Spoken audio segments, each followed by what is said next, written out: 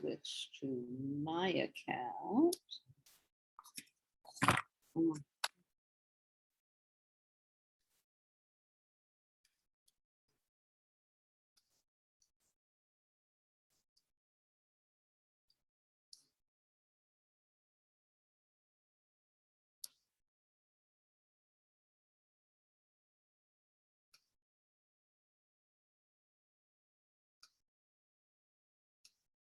Now we'll say run payroll.mvp.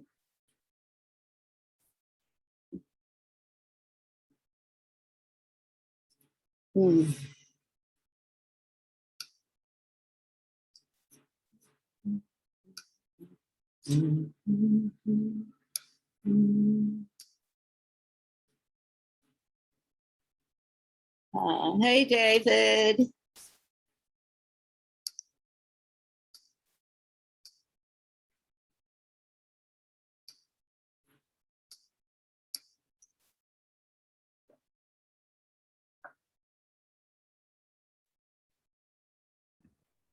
Good morning. How are you and Lucy? Well, we're doing okay. Keeping in prayers for what it's worth. Thank you. Well, can't hide, as they say. Yeah.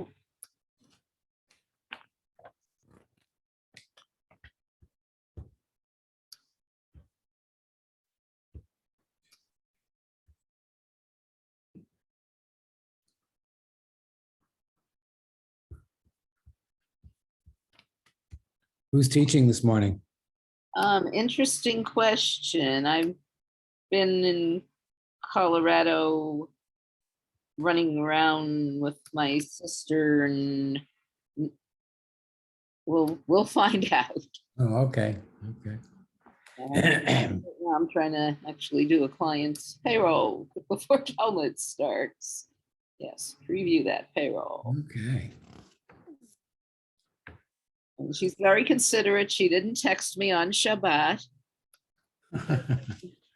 It's like first thing Sunday, and hey, make this change and send me a number. 77.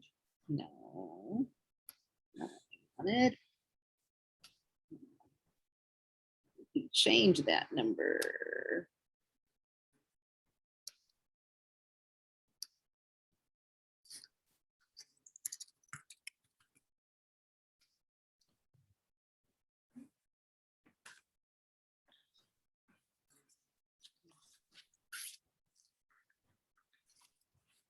Ignore the issues and calculate the payroll.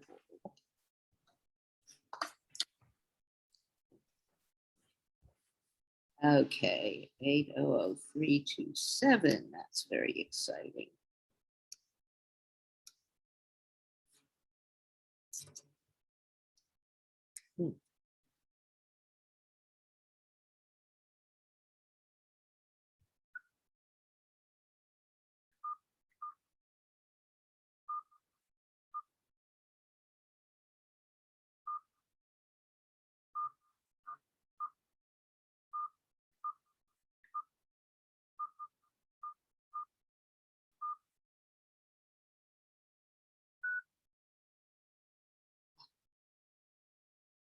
Send a message. I was like, okay, message is sent. Yay.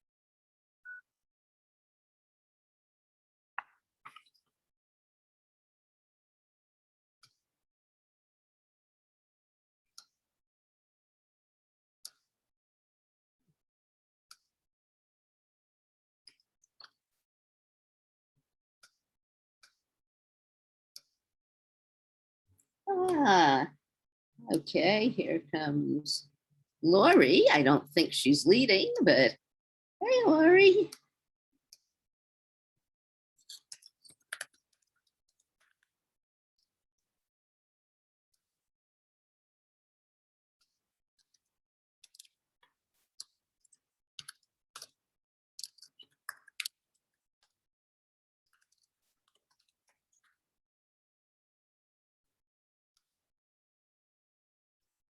Oh dear.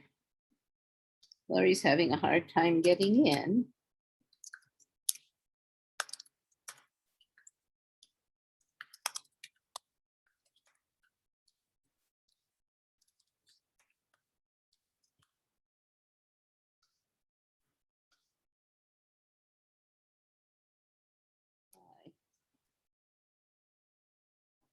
Oh, and I should get a name, shouldn't I?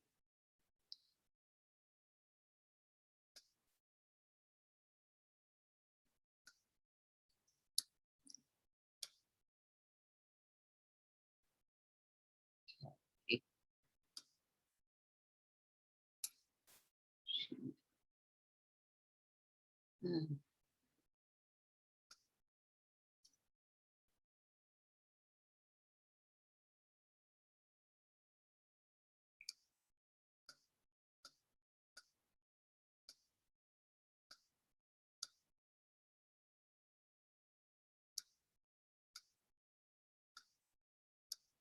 Oh. Okay, well, at least now we have people in the waiting room. Great. Maybe I can let it in. Okay. Yay. Hey, Dina. Boker Tov. I remember when she could actually come in and wake up in the morning. Alan's casting aspersions at your inability to join us in person, which I don't understand why he's even doing that, because I don't think are you even here? Nina, where are you? Oh, I'm in Colorado. Oh, okay, I take it Back all what she back. said. She's Whereabouts? Yeah. Lori Lewis has been stuck trying to join for like 5 minutes. Okay, I think she's There. There's Lori. Yay. Hmm. Okay. Hey, Michael. Hello, John. Hello, hello. Is that turning into a bestseller? Boker Tov. Well, there are. Is that turning into a bestseller? Are you going to be able to live off the royalties? No comment. I now can give, having actually read Shelley's book, I can now give it an unqualified vote of approval. Yeah. It's very interesting, fascinating. It's just like an interesting historical immersion or whatever that I wouldn't know much about otherwise. All right, so it's good to see everyone. Let me do this before we get started. I want to just show you, wait, go here, share screen. I want to just show you some weights and measures in Judaism so we just follow the conversation. So let's see where they're going.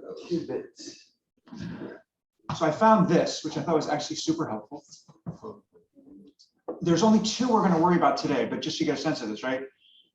These are some Talmudic measures that they use, we've seen occasionally. Dry measures, like an ephah is about 22 liters. Hmm.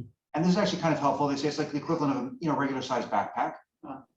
Question, are you using the TV screen a lot today? No. Okay, all right. I can't really see it. What is bushel? Sorry? Well, actually, backpack is a good measure because most people don't know what I a don't know bushel, what a bushel basket is, but I remember thinking bushel a lot. I thought a backpack was real helpful. Yeah, No, no, I'm serious. Kav is like a quart of fruit. So it's like 1.2 liters. Then some of the ones we're going to be using today. So there's a core, which is a very large measure, right? That's 55 US gallons, 55 gallon drum. Okay. Oh, yeah, sure. Probably could have gotten it on your own. Se'ah is 7.3 liters. I've actually seen some variation on this. It's somewhere between 7 and 9 liters. And it's the equivalent of like a stock pot, or if you have a, what do you call it, a crock pot in your home, it's about that size. Mhm. And then a hin is 3.7 liters. A log is 0.31 liters. Okay. Okay. Great Scrabble word, by the way. Hin is a great Scrabble word. Hin is a great Scrabble. Yeah, Is yeah. it counts as an English word? Oh, it does, yeah. Oh, that's a good one. Okay. I'm in Safaria. Somebody tell me a number. It's in the Bible. We are going to be on 93B2 right at the mission. Great. Okay, so keep in mind, for our purposes, the main one to remember is that a kav is about 1.2 liters. I mean, I don't know why they say 1.2. Like they figure this out, what it corresponds to more or less, and then they like do the math. It's a liter, okay, more or less a liter. And then a seah, which is the other one we're going to be dealing with, is somewhere between 7 and 9 liters. Okay, so everybody feels reasonably comfortable now. So just so you recognize it when we get there. Mhm. Thank you. Yeah. The other thing that I want to say is what I want to do is I want to intentionally leave a few minutes at the end of the session because I think there's a spiritual topic here about machshavot zarot, like strange thoughts that is worth addressing here, or sort of the question of how we deal with that is worth spending some time. So I want to leave myself a little bit of time for that. So I'll pause it somewhere in the middle. We'll talk about that for a little bit, then we'll return back to the text. Okay.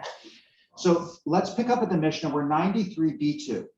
Baruch atah Adonai Eloheinu melech haolam asher kitshanu b'mitzvotav v'tzivanu la'asok b'divrei Torah.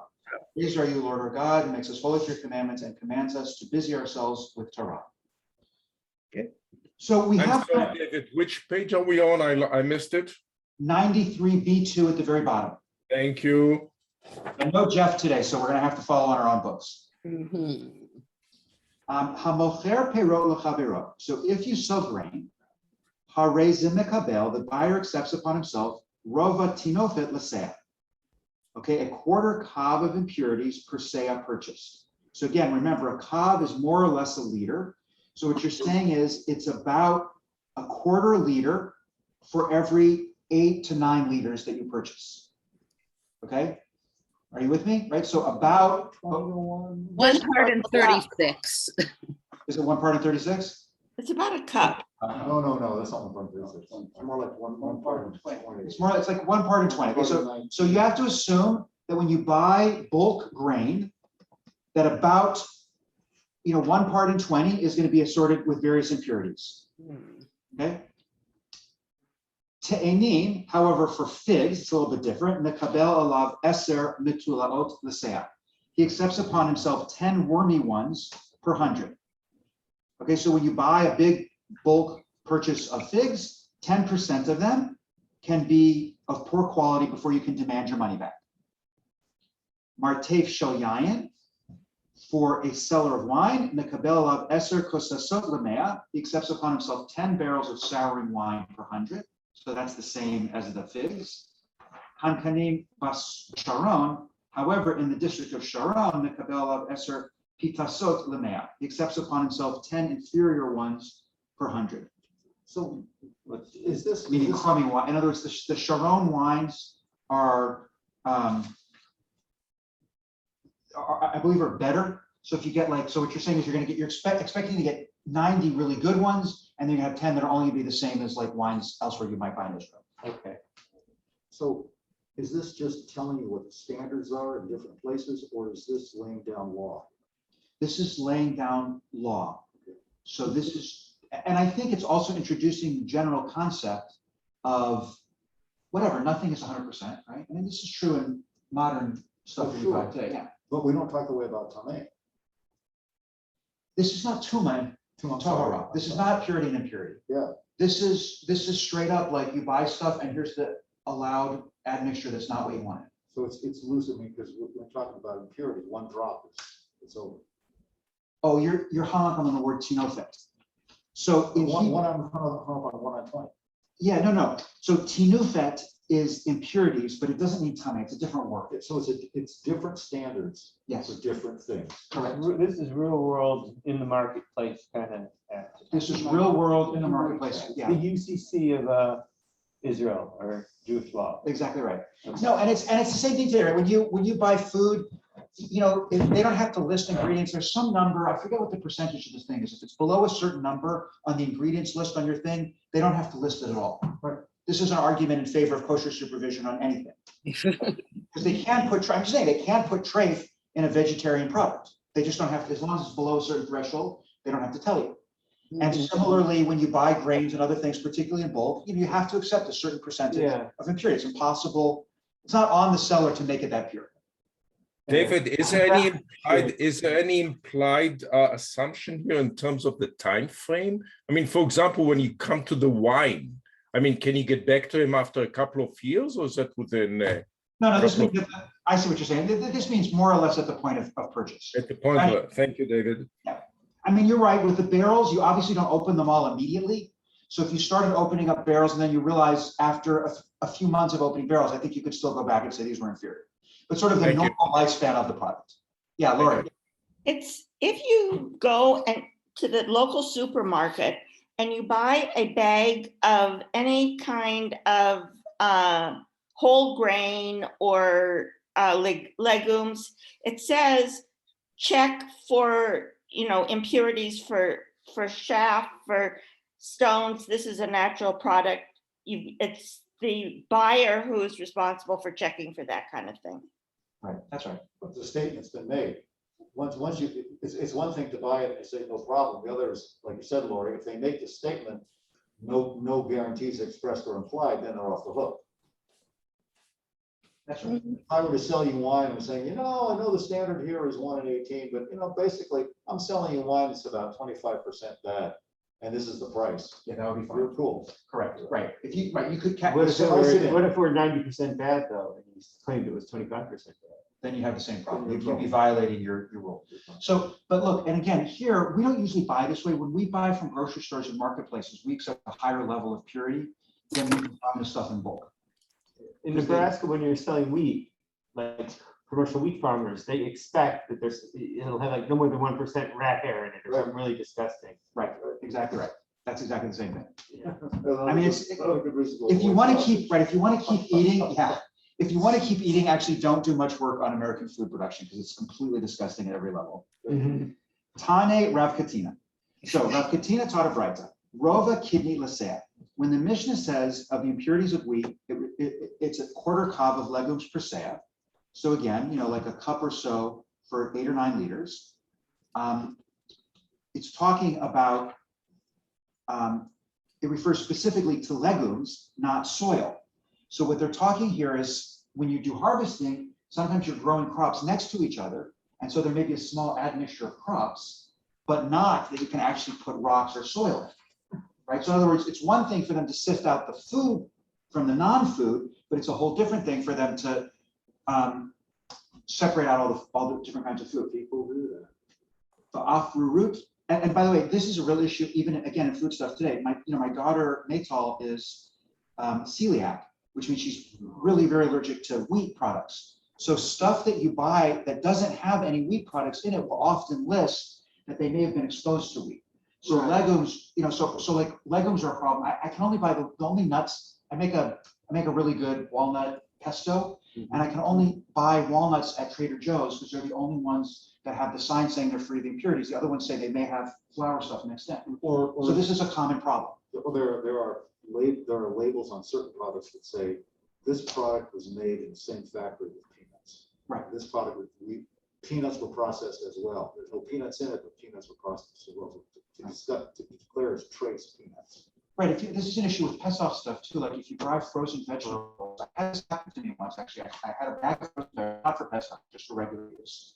And I dumped out the vegetables and there was like one little piece of noodle. Because they clearly run it just after having run a thing with noodles and veggies, right? And then they ran this next one. So it's inevitable.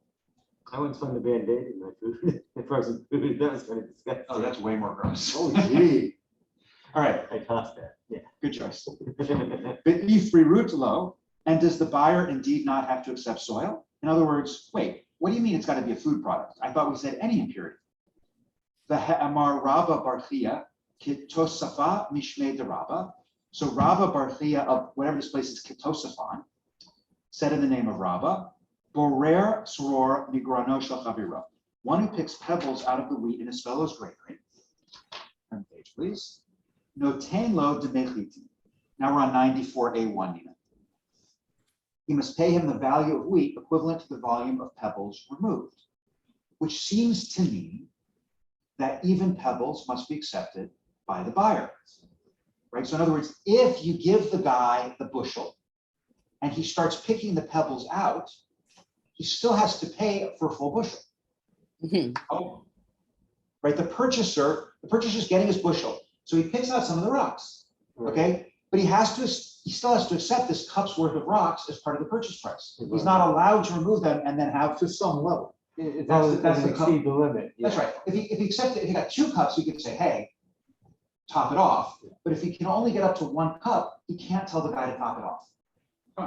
Okay? Makes sense. Oh, yeah, sure, there's a limit. Kitnit rova. Rav Katina's Braita meant that as far as legumes are concerned, the buyer must accept a quarter kav. Afrirot pachot mirova. But as far as soil is concerned, he must accept only less than a quarter kav per se.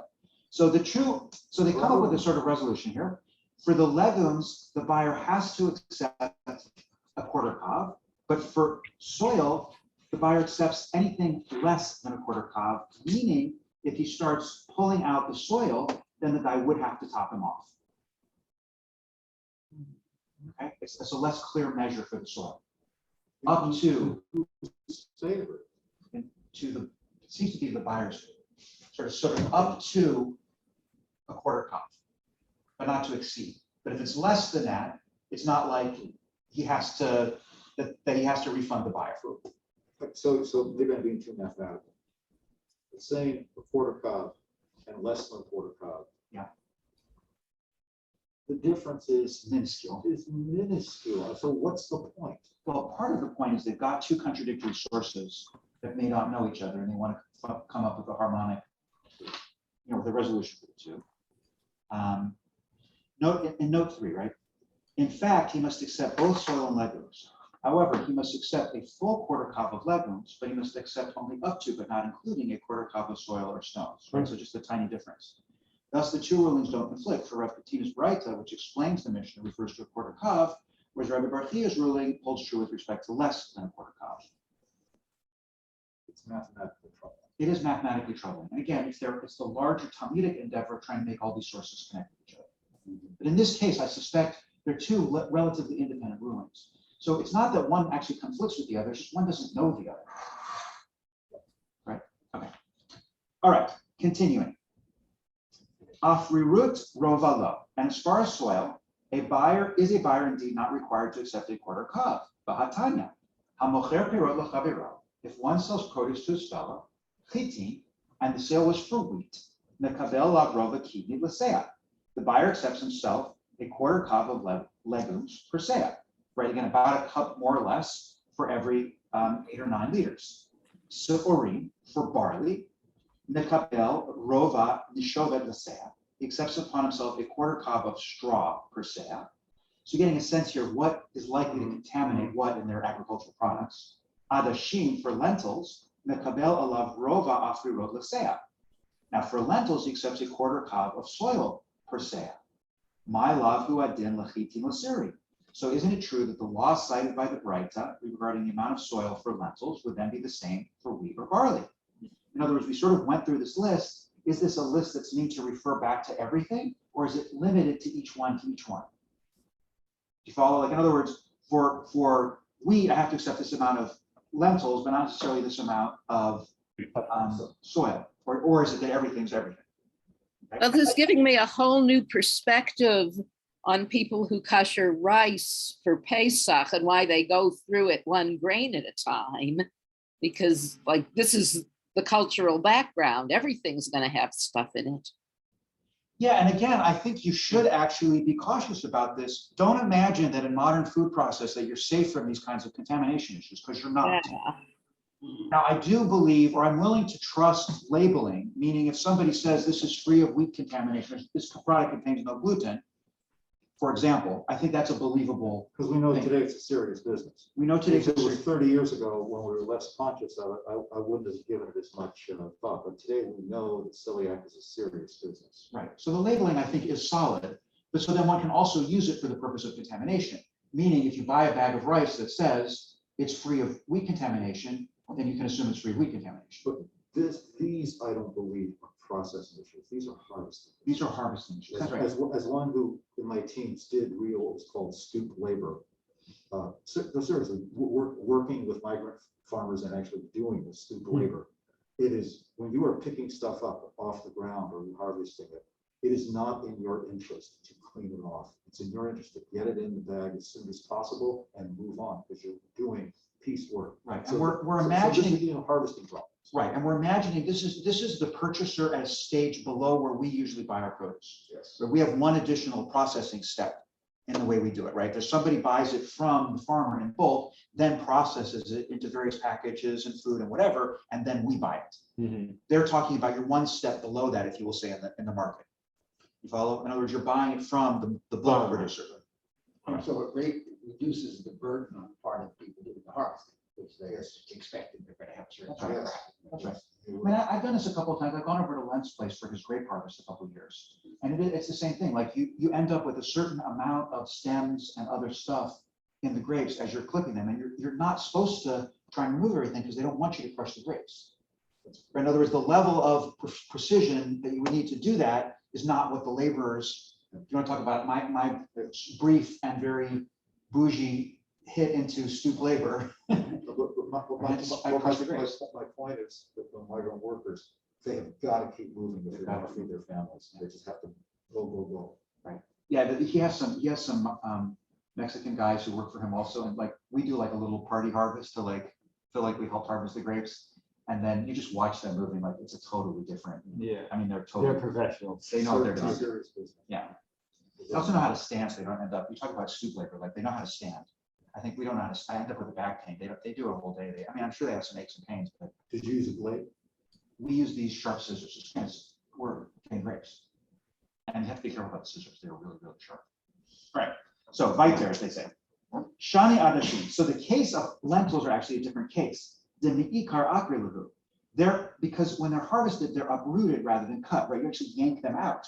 So then inevitably you're going to end up with a greater amount of soil than in the other things that you're cutting above the line of the ground. Okay, that's pretty obvious. Ella tama da adashim de ikar akri levu. But now that you've pointed out that lentils are uprooted and therefore contain more soil, it would appear that the reason the Brighton mentions the allowance of a quarter cob in reference to lentils is that they are uprooted. But as far as wheat or soil, wheat or barley, then they're not. So that would seem to imply you don't have to accept the soil, right? Because they're being cut out. So why would you have to accept a quarter cob of soil? Meaning, proof number right to then,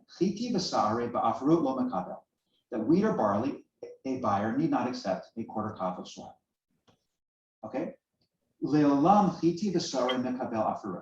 the Gemara says maybe not. That actually, regarding wheat or barley, the buyer must accept a quarter cup even of soil, because it was necessary for the Braita to teach that the quarter cup limit applies even to lentils. For I might have said, since lentils are uprooted when harvested, the buyer must accept even more than a quarter kav. Kamash Malan, the Braita therefore informs us that even a buyer of lentils must not accept more than a quarter kav of soil. Now, when I read a source like this, which is a little bit confusing, I feel like in this case, it's rabbis who are very close to the topic, meaning they already know the rule, right? They know that when you go to the market and buy wheat, which is something that they're familiar with doing, that you have to accept a certain percentage of soil. So in this case, the Braita has to fit the marketplace reality. You see what I'm saying? Because they already know the rule. So the Braita must fit the known rule. They're backing into it. Yeah, that's a little confusing, because to me, it seems fairly clear that the Braita means each one is each one. Each one is telling me something specific about how I harvest a particular item. But it seems to me that they're, at least by the time you get to Persia, the way they're experiencing it in the marketplace is that it's all of them are the same.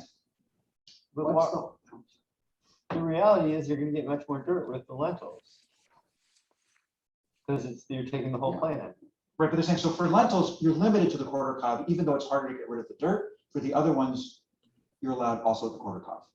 So they say it backwards, right? Instead of saying, no, of course you're going to end up with a quarter cob from the lentils because you harvest them this way. Right. No, you're limited. Even though you harvest them this way, you, the seller, are limited to the quarter cob. You got to clean off some of the dirt before you package them for sale. So what do you think the rule is at Whole Foods? Go through. Probably don't worry about it. You know, again, you're one step up on the marketplace. So I do think that when one goes into Whole Foods, you're expecting to get a much higher percentage of purity in the Yeah, you're paying for it. Well, I'm saying, but in the bulk, even in their bulk section. Yeah, So in the bulk bulk section. section, particularly. Yeah. Well, I mean, that seems like, right, you're assuming when you buy, I don't know, granola or whatever, you're assuming it's, granola's a bad example, actually, because there's a bunch of stuff mixed in. Lentils. Yeah, if you buy bulk lentils, you're assuming they're lentil, but I would assume, I don't know, there's probably a legal limit, I don't know what it is. But if you came back, you bought your lentils and you like strained them all out and you realized you had like a couple rice pieces or whatever, you probably wouldn't do anything. And if you brought it back, they'd be like, I don't understand your problem. If you had a bunch, then you could certainly have a reason to You complain. react differently to rice than you would rocks. If you found a rock or two. Yeah, I mean, but again, it has to do with the assumption and the understanding of the nature of that marketplace. I walk into Whole Foods, I'm assuming all the food that I purchase is, not that it's ready for eating, but it's certainly ready for cooking without excessive preparation. Doesn't trust Jeff. And pondering. Because if I could, That's true in the grocery store, but I don't just Whole Foods. like Laura said, if I buy a bag of lentils, we're more a Safeway family than Whole Foods family. If I buy a bag of lentils at Safeway, I'm gonna wash it before I do anything with it. But you're telling me at Whole Foods, one buys bulk lentils and doesn't wash them, really? No, you're right, the lentils, I do wash. You You're right, rinse you're supposed to them wash and beans. ponder. There's one other variable. When you go to Whole Foods, other people have put their spoon into the same bin, whereas here it's a transaction between two Jews who are very careful about what they're doing. So it could be contaminated. Right? Got a friend in the diamond business. Anyway, look, I do think part of what they're doing here is they're setting the expectations of a marketplace. And similarly, we have certain expectations for grocery store marketplace, and we intuit them because we live that reality. So at some level, you'd accept a certain amount, certain things you wash and certain things you don't. Like I agree, like fruit, I feel like I should definitely wash because I worry that there's just, they haven't been cleaned so that they're safe to eat. Right. Packaged things, obviously, I feel very differently about. I mean, it just depends what it is. Let's go back to lentils, because they're, in some way, if you get them in Safeway, they're in a sealed plastic bag. Right. If you get them at Whole Foods, they're in a scoop thing. So is that a difference? Is that a difference? Yeah. Yeah, you can pick out the little rocks. Fine. I mean, my little bag of lentils usually says, please wash before using, Right. which I think is a disclaimer to say we might have a rock or two in here. I believe it. Or there could be chemical contaminants that you can't even see. Right. It's a separate issue, but. Well, that's not such an issue because with lentils, you're going to boil them. So you're probably going to kill off any contaminant. Right? If there's anything dangerous in there, you're going to kill it. The issue of a rock could be, you bite it. You're worried about your dental health. Yeah. But I mean, I think the reason they say that is there could be like a little pebble in there. Yeah. They try, they do rinse them They off. always say to pick through them and sort. They always say, you read it and it says sort your lentils, and I never find anything. You know what a good example is? Go. The difference between like lettuce, the way we used to buy lettuce, like a head of romaine or something, Right.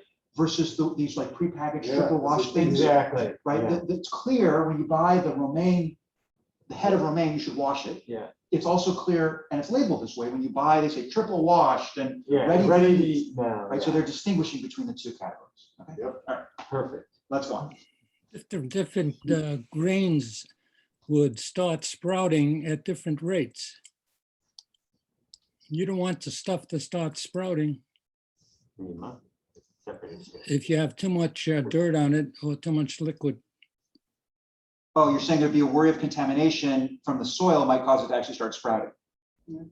Okay, sure. Amar Rav Huna, in balafan lenafot, if the buyer comes to sift the grain he's purchasing, and then it has more impurities than the quarter kav, menafeh kulo, he may sift all the grain and return all of the impurities to the seller. Right, so in other words, this is almost like a penalty, right? If you start, so let's say I show up and I'm gonna buy from you, and I sift through it and I come up below the legal limit, and I just buy it as is. Right. But if you're over the legal limit, then I can sift out all of the impurity, all of the lentils or all of the dirt or whatever. And not pay for it. And not pay for it. So now I've got a cup extra essentially of grain than what I was otherwise entitled to. Everybody's following the math? Yeah. Dina, this makes sense even in Hawaii? All right, fabulous. I had a nice correspondence with Marlene, by the way, who said you guys have been talking. So I said she should come also to the class. Would be wonderful. I would love to see Marlene. Don't tell my other aunts and uncles, but she's my favorite aunt. All right, they're all my favorite aunts. Okay. Amrile, so Amre la dina. Some say the ruling is based on the letter of the law, but amre la knasa, while others say it's merely a penalty. Right? So here's two possibilities now. Maybe this is understanding the law correctly. In other words, that once it's over the limit, he can get rid of all the impurity. But maybe this is a kind of fine, because now not only do you have to get rid of the extra impurities, but you're on the hook for a little more. I understand what's the difference. If it's part of the law, then this is just the way we understand the legal function, and it's not, and it's not an additional thing. But if it's a knas, then it's an additional penalty being put onto the seller. But operation doesn't make a difference. Operationally wouldn't necessarily, right. There's also a question of the applicability of fines is less than the applicability of regular sale rules. In other words, it's harder, it's more complex for the rabbis are less quick to impose fines than they are legal stuff. They don't consider themselves experts in fines. Amre ladina. So those who say it's the letter of law, it goes like this. Mandi yahiv zuza, one who pays money, apiri shapiri yahiv, pays intending to receive good quality grain. Right? Verova lo tarachimish. And a person will not usually bother to sift each day of grain to remove a quarter cob, but that's not enough to bother. Yoter merova terachimish. But more than that, he will bother. The kivan de tarach, but once he bothers, tarach bahule, he bothers to sift all the grain. Like once you get going, you're going to sift all of it. So what that means is you intend to buy pure grain. Right, You're not going to bother to sift for beneath a quarter kav. right. So therefore, if you sift and you find it beneath a quarter kav, You wasted your You're time. you've wasted your time as far as the seller is concerned. Right. But if you get Oh, over, as far as the buyer is concerned, I wasted my time. as far as the buyer is concerned, thank you. Well, wait. So I'm not gonna You waste your sit time until I- because you're eating that much less rock and dirt. That's a Well, plus that's for true. the buyer. That could be plus, but you don't get any extra money. You don't No, get, no. he won't No top you off. financial. But if you hit over it, you can say, look, I did sift this and I found the problem. So, you got to top me off now. And then the buyer has to do that. But because it's work, you're not gonna sift unless you suspect you have a shot. That's right. It probably makes a lot of difference how well the buyer and seller know each other. And with a total stranger, you might be more likely to be suspicious. Trust is an important part of the market. Can you imagine doing this in Whole Foods or something, right? Like I bring my little sifter. What was it? Who did I read about this? Oh, it's on, there's a high-end meat place in LA called something or other. Okay. There was an article about them recently. I mean, it's Oh, trade, and they had wrong, they had falsely labeled their meat. yeah, but it turned out it was only one isolated case. Well, that's what they're claiming. What, There's some high-end meat where would you seller. read this? There's throughout the media. It's a real thing. There's one at Town and Country. Is It there? sells sausages and size and loving. Right, this is like super high-end organic. Exactly. They've been massaged. They've got not only free range, but they actually have cable TV and internet, Got it. whatever. And so they miss, Then they kill them. 5G? then they still saw it. They still do, yeah, well, they don't, what they do is they stun them and then they shoot them. Okay, which is more humane apparently. Not exactly a lot. I'm just saying that's how they kill them. And then but anyway, some of them got mislabeled or were, it may have been fraud. It's unclear whether it was intentional fraud or mislabeled. And their supply chain, they're blaming it on the supply chain, whatever. And Whole Foods, if you know, there was a Whole Foods in New York a year or so ago, before it became part of the empire of Jeff Bezos, where they had actually, there was a Whole Foods that was mislabeling the weights. They were saying weight a certain amount and it was really below that weight. So, Consistently. yeah, so I mean, these things do come up. All right, let's just finish this part and then I want to do the thing about thoughts. Strange thoughts. The Amre La Knasa. Yeah, what if you could name for that? Some say that the ruling is based on a penalty, and it goes like this. Rova Shechiach. Where only a quarter cup of impurities was found, that's common, right? You're not gonna bother. There's no suspicion of impropriety, you don't penalize the seller, you don't think anything untoward's going on here. This is just normal marketplace behavior. Yoter lo Shechiach, but a quarter cup is not commonly found. V'ihu hu da'ari, and therefore we suspect the seller mixed the extra amount in deliberately, right? This is not just he like is selling what came, he's actually put up some soil in there to, mess with the weight and get some more money for himself. Consua Rabbanan Bakula, and then the rabbis penalized him on all of it to accept all the impurities, including the ordinarily allowable portion, as a penalty on it for this. I just had an evil thought. Could you, as a seller, bury all the rocks at the bottom of the barrel? So that when they sort it, passes the test, and they take it home, and then they find all the rocks at the bottom. But they know who they bought it from. Yeah, they go back. I guess. So again, going back to stoop labor, we're filling boxes with plums, basically. And of course, a smart alecky 17-year-old said, well, hey, why don't we just, we're just gonna grab dirt clogs as well, right? Put them in. And the experienced migrant said, you've got to put your initials on that box. And you're gonna come back tomorrow. So if you're putting initials on that box, do not put Berkeley. We learned a lot that summer. I mean, you're right. There are issues of fraud at every step of every process. And then there are policies that arise up. Right. And if word gets out, no one's going back to that guy's place anymore. Correct. Okay. And it's a reputation destroyer potentially. This is why travel is always so complicated, because if you do business with someone, and this is the whole thing about protect the stranger. The problem with travel, with business transactions with a stranger, is the social network. Right. So if I have a terrible experience, Yelp, some of these things to some degree get over that problem. If I had a terrible experience with somebody, like I stayed in a hotel, I had a terrible experience with a hotel in Riverside, okay, which I'll never go back to. So they treated me awfully, they're refusing to refund me, but there's not much I can do about it. They're not gonna refund me, and I'm never gonna do business with them again, because I'm never going to Riverside again.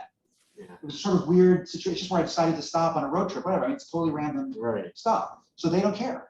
Well, except you can Yelp now. And And now it's not.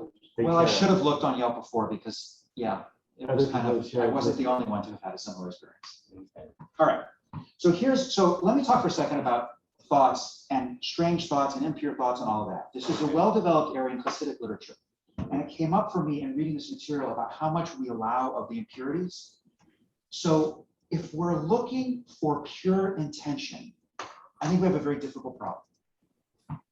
And this comes up in a multiplicity of ways. So let's talk about intention for a minute. You've all heard this stuff about altruism, right? In other words, is anybody really altruistic?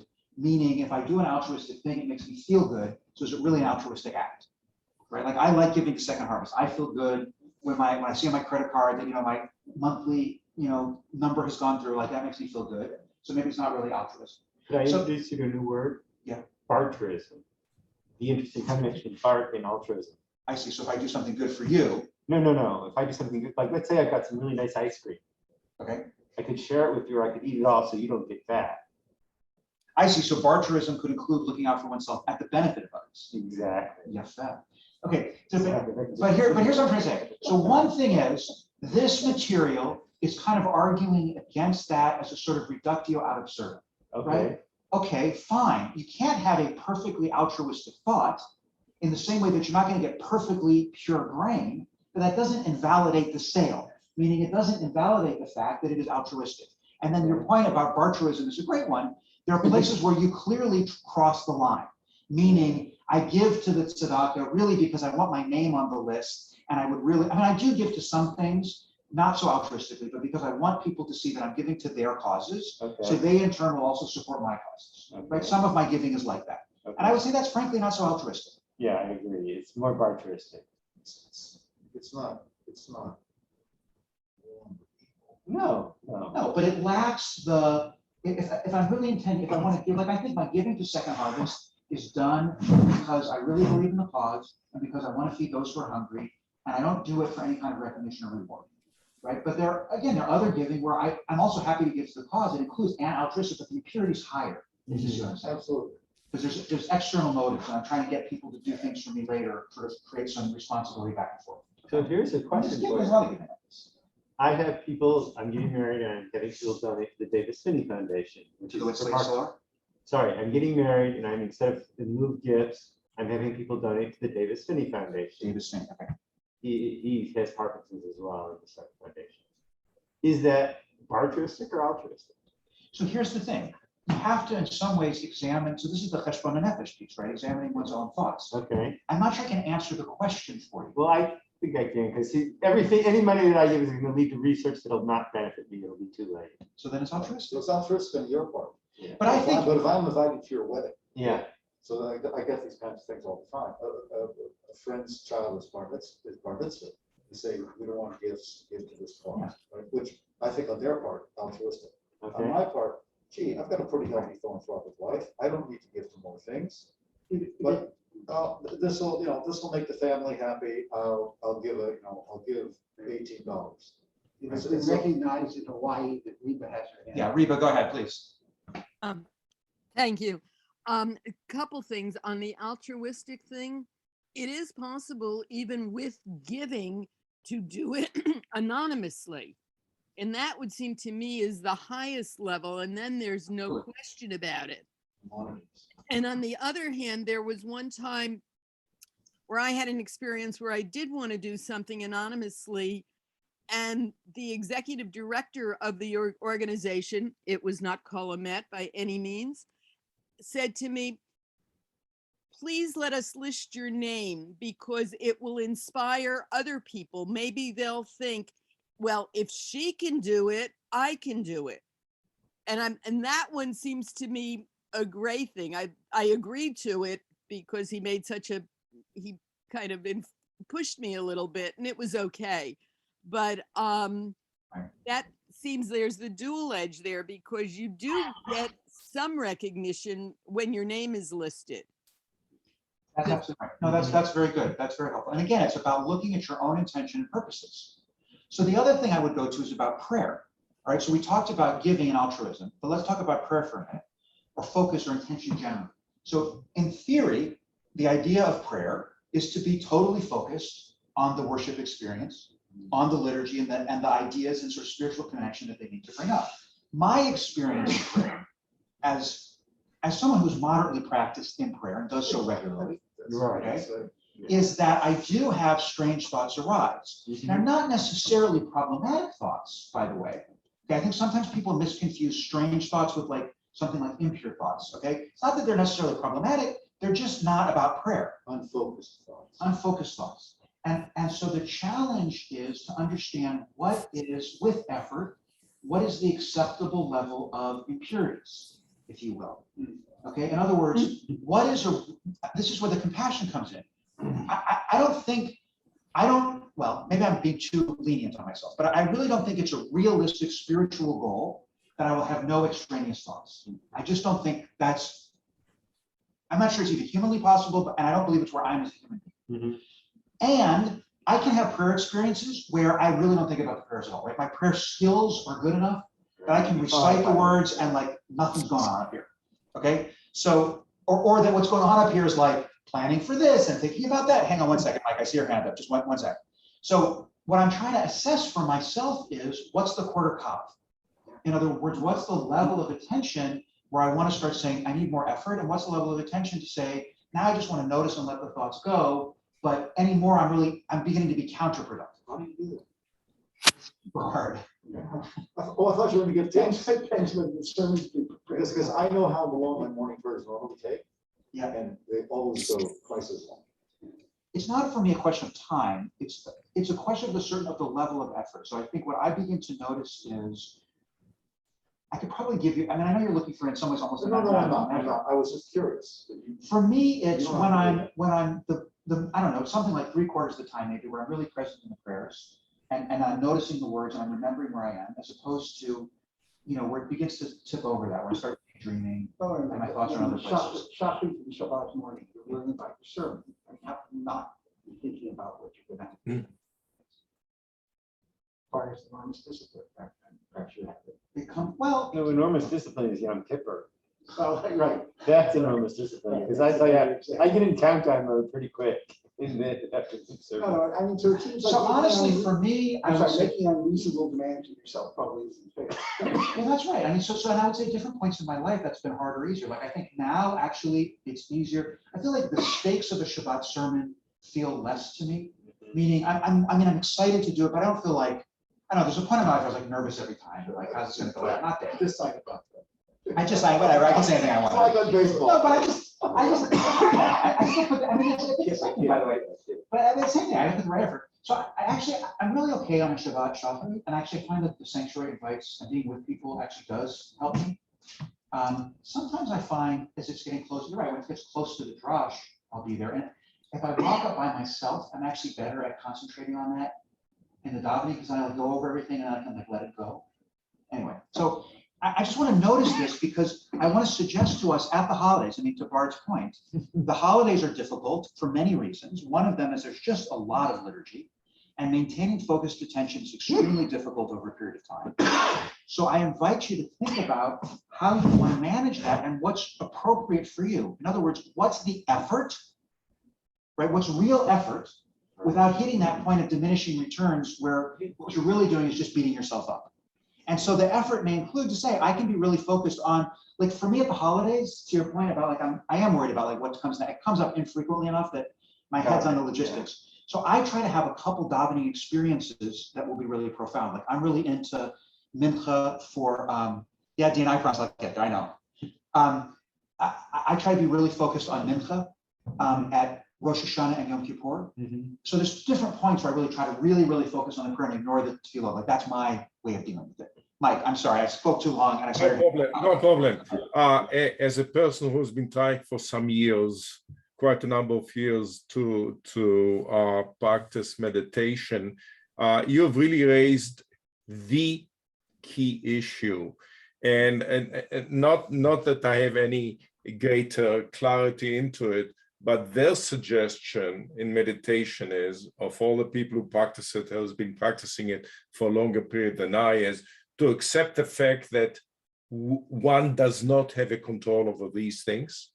And as one practices more meditation or more attention in time, these thoughts will cease faster. So that's my only input. Yeah, I think that's right, right? The sustained effort over time also has a payoff. That's right, I think that's right. Yeah. Yeah, so do the rabbis actually jump off of Darwin's or something we're thinking about? So, this issue of. No, I've seen this instance, not, I mean, I guess it's treated by the rabbis. The Talmud does it. I see Hasidim. Yeah, this is a Hasidic take on this question, right? Because they always go to the sort of spiritual level of these things. Yeah. So anyway, I just want to, it came up for me in getting to this point, and I thought it would be helpful to share when we're just a week away from the holidays. So rather, there is a school of thought that the reconstructionists will form into things. Okay.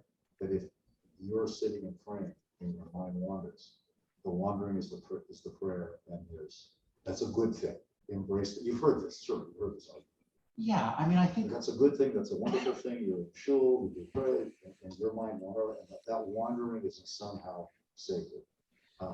Look, I've seen Hasidic stuff that sometimes you need to look at what is, so I would say a couple of things. One is there's certain thoughts that arise because of, they just arise, and then one notices them and lets them go.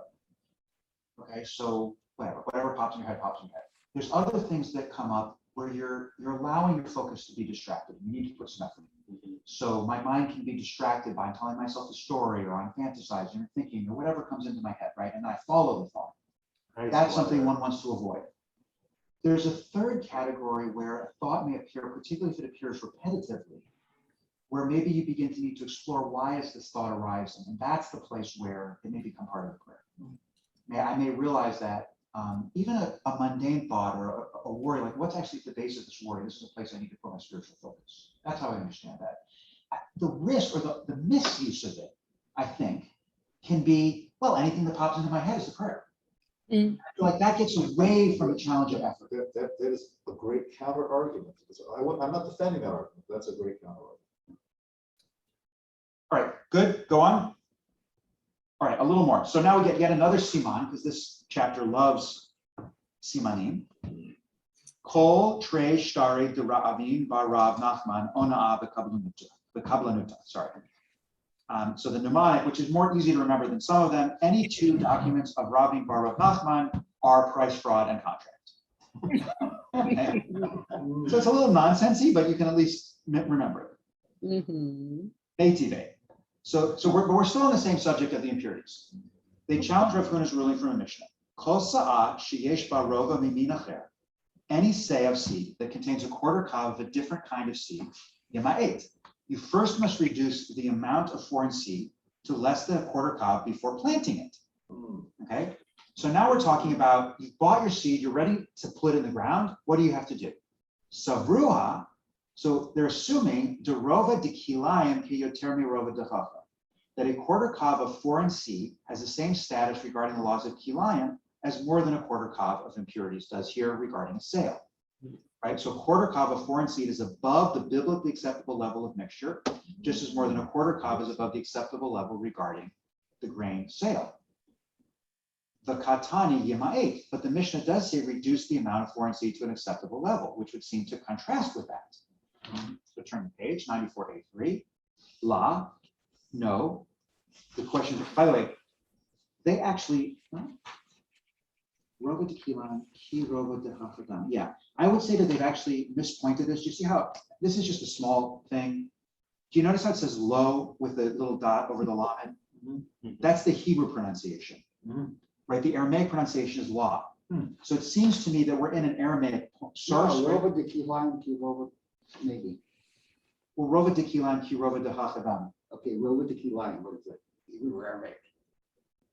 I think it's Aramaic. I mean, you're right. It's a little bit of a mixture, but it's the di, right? Rova de Kilan.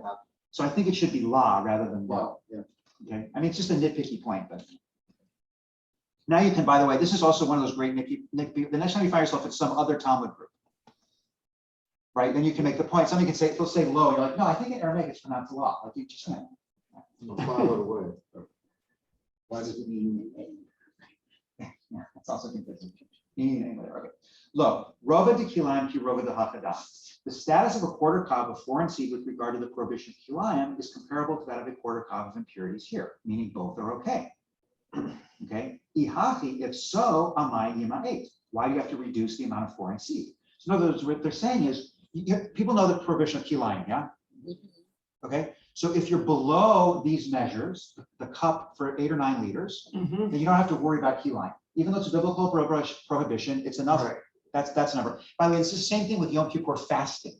Okay, this is really, really important for people who are unable to fast or need medication. If you drink below a quarter cup of water, you're not considering violating the fast in any one go. So for people like who need to take pills, this is a Rabbanan, you shouldn't drink any water.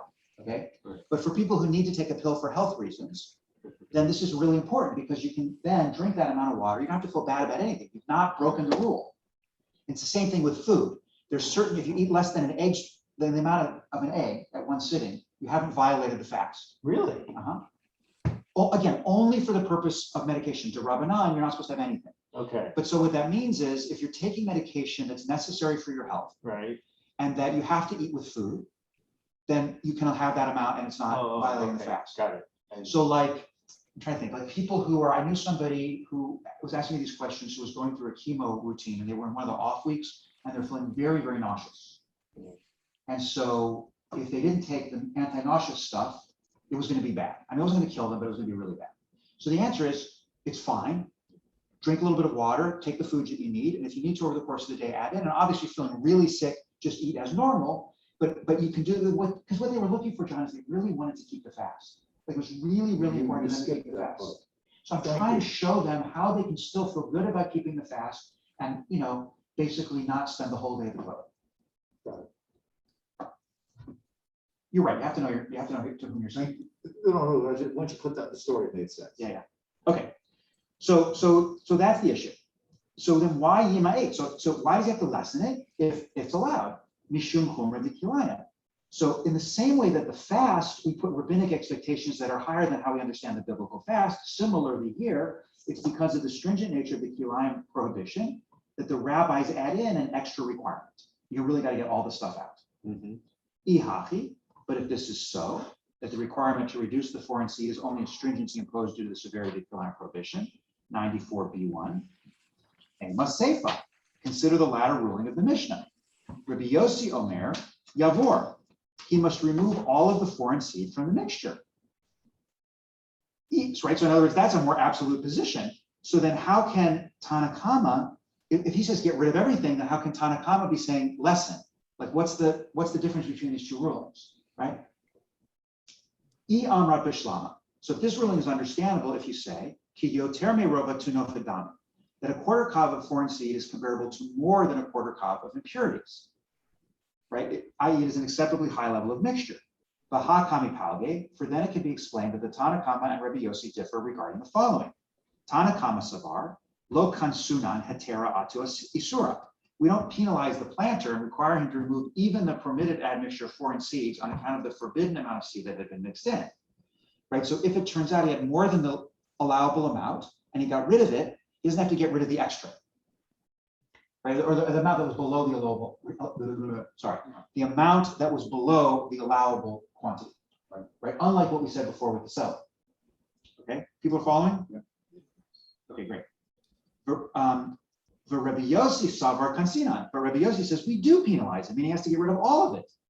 Ela I Amrat, but if you say Kirov Adami, that a quarter kav of seed is comparable to a quarter kav of impurities, Amai Yavor. Why would Rabbi Yossi say that the planter has to remove all of it? If it's biblically permissible as is, Rabbi Yossi wouldn't issue such a stringent ruling. We're I getting got another question. How many followers did Rabbi Yossi actually have? Oh, my. Meaning it's so stringent, who would follow this guy? Yeah. Because if you take out the quarter kav, you can put a half a kav back in, because you've taken out the quarter kav, and you can do less than the quarter kav. So great, I'll take out a half, I'll throw the rest of it in, and I'm cool. Now maybe that's a stupid thing to do. David, an incidental point, as I remember some years ago, I had to use seeds to plant grass. And when you go about purchasing the seeds, because of the contamination, it gives you the level of contamination, contaminated seeds, and dependent on that, you pay more or less for the package which you buy. So that's a way of treating the contamination. Excellent. Excellent. But All that right. doesn't handle kilayim. No, that doesn't handle kilayim. Well, except it might in the sense that, David, if we knew that a certain level of impurity was allowed without violating kilayim, it could be a helpful measure. Right, but so now we still have Rabbi Yossi. Yeah, exactly. What kind of impurities are we imagining in the seed? Is it In other words, we're talking about like lentils being mixed with grain. Right, That's okay. right. There's different grains being mixed, yeah. Hatam hainu tamid Rabbi Yossi. The reason for Rabbi Yossi's stringent ruling there, mishum de mechazi ki mekayim kilayim, that if one plants such a mixture, this is to Alan's point, it appears as if, or was it John? It appears as if he is deliberately maintaining kilayim, right? So it starts to look like, oh, he's doing this on purpose, because then you're going to see the field as things grow, and you're going to, be able to identify, here's the lentil plants amid all the wheat, and we think John, who we know to be a pious guy, is doing this, so maybe he's actually breaking the rule. In other words, the viewer, it's a sort of Marit Ayin issue, right? It's or worse yet, maybe it's okay to break the rules if someone is pious as Rav John. well, that's the whole Marit, right? Marit Ayin means the appearance to the eye. My favorite. Yeah. There you go. Right, Morris Ayin is the most important Jew. Tashma. What about The gold movie? Never heard of them? Wow, I've been able to tell some of my old jokes that no one knows. This has been great. We are all typical. Well, several possibilities of either I've got more jokes than I thought, or people's memories is not as good as they thought. In this group, it's Tashma. By the way, I'm confident that the study of Talmud is better for you than crossword puzzles. Or even I'm not so Sukkot. sure. What do you say, Dave? I'm not so sure. I do both, Uh-oh. Well, look how sharp you still are. and especially Sunday morning. Sudoku has this air of righteousness to it, right? Okay, Tashma, we can do a little bit more. Shnayim shehifkidu etzel echad. So if two people deposited money with one custodian, zema neva zema tayim. One is 100 zuz and one is 200 zuz. Ze omer matayim shali. And when they later come, this one says 200 are mine. The ze omer matayim shali. And that one says 200 are mine. Right, you see the problem? They're both claiming. Notain lezema neva lezema net. The custodian gives this one a manet and that one a manet. Because we know for sure both of them are entitled to at least 100, but we don't know which one is entitled to the 200. Okay, follow? So The hashar yehe munach ad shivo Eliyahu, and the remainder should be set aside until Elijah arrives. So in other words, the guy's not allowed to spend the extra $100, right? but essentially have to deposit it until I think what they really mean is until some sort of other evidence comes up to indicate who really the owner is, but you really can't use it. Eternal escrow. Yes, I actually have $72 in my rabbi's discretionary fund that was given to me by one of our members who passed away, and it was a bet that will be fulfilled in 10 years. So I can't use the money for any purposes until the 10 years have elapsed. And the question is, by the way, well, if I win the bet, then I'm entitled to the $72. If I lose the bet, then I have to he gave me a charity that I have to Oh, lose. okay, go. But so I'm holding it in the meantime. Hachi hashta. Now, is this really a comparison? Hatam, there in the case of the Mishnah, vadai mana lamar mana lamar. There's definitely a mana to this one and a mana to that one. In other words, that part's totally clear. Hacha here announced the unacceptable grain. Meyemar delav kule eruve ariv. Who is to say that the seller did not mix in all of the impurities? Right? That's Rav Huna rules that the seller is penalized and must accept the return of all the impurities. Right? In other words, fine, there's an acceptable legal limit that we sort of assume can be the amount of impurity, but it's just a maximum. It's not like a necessary number. So that means the guy could have mixed it all in. So that's why Rav Huna says he's got to get rid of all of it.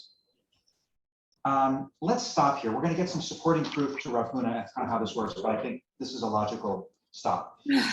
Next week, we will meet. It's Labor Day Sunday, but we will be around. Our people, you guys will be here in person. Great, so we'll come. And Lori, do you now have your synagogue key? I do not. So, I have Shelley's. okay, so if you, Risa will be happy to get, you guys can both get one if you want to do that. So just, if you want your own key, just reach out to Risa. Okay, thank you very much. Yeah, I know you'd had some interest in coming in person. Not to Teresa, not to Susan. Susan's fine too. Oh, okay. It's less than an instant process. Yeah, there's a form you have to sign and you have to. No, people, you fill out the form and you may wait, because there's a lot of work involved. There's a latency, could be days. So it could take a little bit to get you, once you ask for it, it'll take a little bit for that to process. Okay, so I make a phone call and then make an appointment and come. I think you can just Very tell nice. them you want it even, and they'll set it up for you, and then you can come in and pick it up.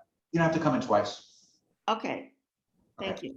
All right, have a terrific day, everyone. I'm gonna leave this room open for a couple of minutes. And my other class starts at 11:25. Thank you, David. Thank you. Thank All you. the best to everyone. Bye-bye. Enjoy your stay in Colorado, Nina. Yeah, thanks. Must be Okay. beautiful. It's just. Yeah, it's been good. Do you walk? Do you hike? Where are you? The background is the lake my sister and I plan to go to this afternoon. Wow. It's just about like 10,000 feet. Fantastic. Wow, it's, yeah, I went with the kids a long time ago. It's so beautiful there. Are you at an elevation or? Boulder is like 5,300 feet, a little more than a mile above sea level. And we had a real nice sleekout last night at a decent hour. I was gonna say, you get the extra sleep. I really got a short sleep. Oh, And I think I may go back to bed for a while. okay. Oh, and This morning, you this morning, enjoy for me. Yeah. Hey, Sheila. so important that I sent out the description to Nina, but I'm gonna send it to your email as well. I think there's a great deal of, Yeah, I got it. I got it. a great deal of inspiration. I didn't send it to Dina because I sent it to you, but I did prepare. So I'll just send you the whole thing, Dina. I think Toda. Thank something you. worth talking about in preparation for. Sounds wonderful. Thank you. Thank you so much. Good. All right. Take care, everybody. So, yeah, What happened? Oh, he left already? Sam left? Oh, yeah. I'll call him now. I book. This book. And I'm on outscroll.com. I'm wondering if somebody can help me find it. I buy them from Jeff Bezos. I will, I'll tell you what, I have your what you call, I will get it home and say. Okay. Yeah, I read it by now. And then when we're done with the book, David Milgram will do a mass purchase. For all of us, we'll get a really good price on it. So he'll buy 15, 20, whatever. By the really good price, we talk about $3. It's like, oh, what? And then we also, we throw in that, we buy the rabbi. By the rabbi, If there's it's not zero wine, it's $2. $2. Yeah. Okay, they'll order 20. But then we together, we all. Sorry about your tree. Well, you see. So I did open up the garage gate and I'll close it in about 30 minutes. But thank you for giving me permission to remind you. Anyways, it's interesting, you have to call in a higher, there are 2 levels of arborists. The ordinary guy who comes with tree company, there's there's a track arborist, and finally there's a consultant arborist. In order to validate the consultant arborist. We call That him, means it's serious we money. call him the $1,500 guy. Because if the tree has to come down, you have to, it's a heritage tree. Oh, you have to get permission from the city. Yeah. Of course, they demand an analysis of, a risk analysis. And they will tell you what to plant in its place as well. Oh, no, because it's on my property. So Okay. they'll give me advice. But the city the city wants you to, you have to tell The city has, it restricts the right to take down a tree anywhere. Yeah,